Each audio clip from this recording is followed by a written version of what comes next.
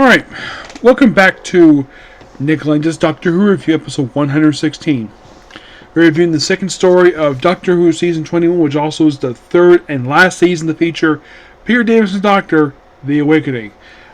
This story here is noteworthy for several different things.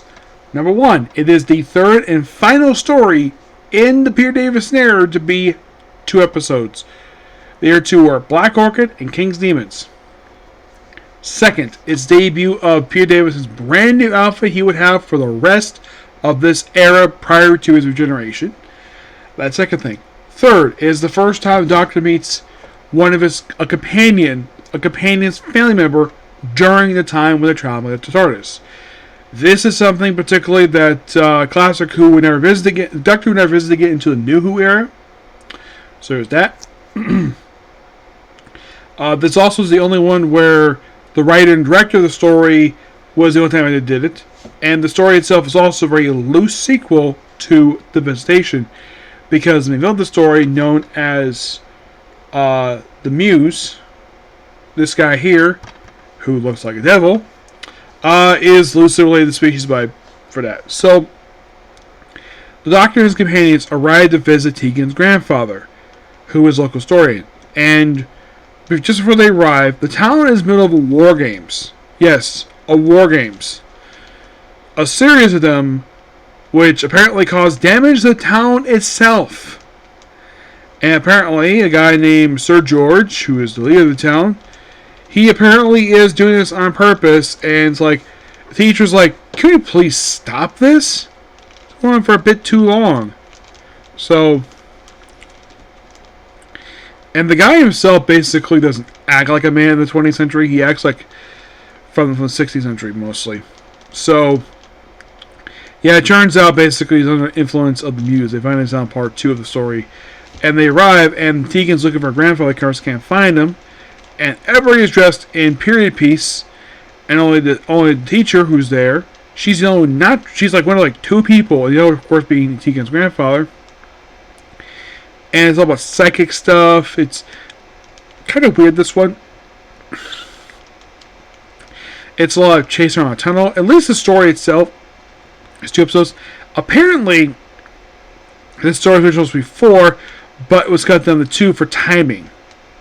Which, given the context of the story, I didn't think anything was cut out per se. Like, let's say, do I think we expand upon this?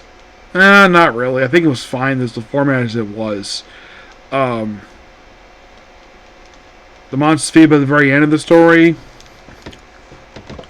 He does return in a couple books. And also there's this guy who apparently traveled from the 6th century to the present day. They attempt and apparently there was a rumor that they're going to have him become Rick Companion, but that went nowhere. Because I don't think he appeared again after this.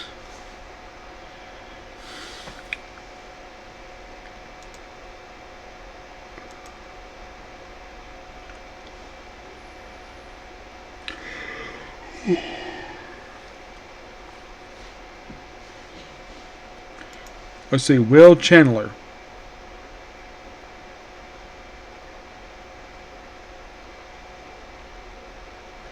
Yeah, so he appears only in this one story, and he appears in like a couple novels afterwards, and that's it for him. Oh, Andrew Varney is the one who's Tegan's grandfather.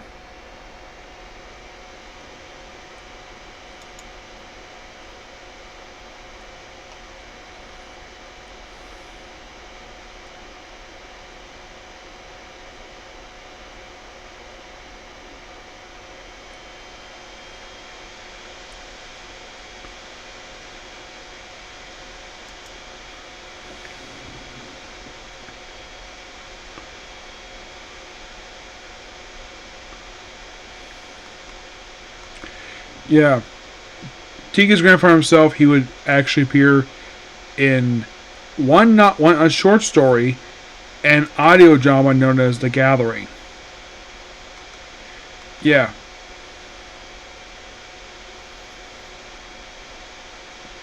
Now, of the companion, Tegan gets something to do in the story. She gets the main part of the story.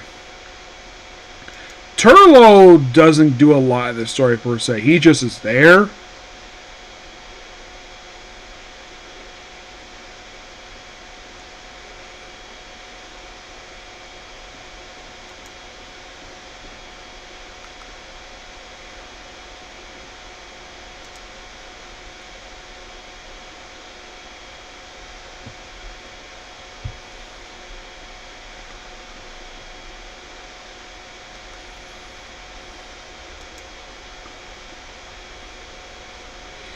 Yeah.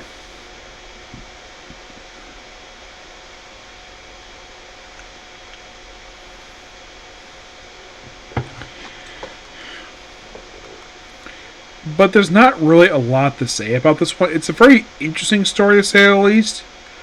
But it's kind of a weak story. The villain doesn't do much for the story itself. And Sir George is kind of killed by the end of the story.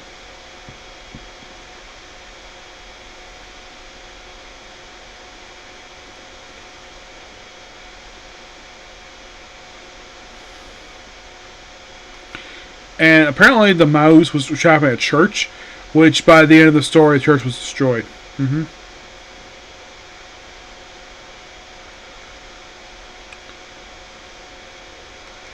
And apparently, like, oh, we're going to stay in a while for this town.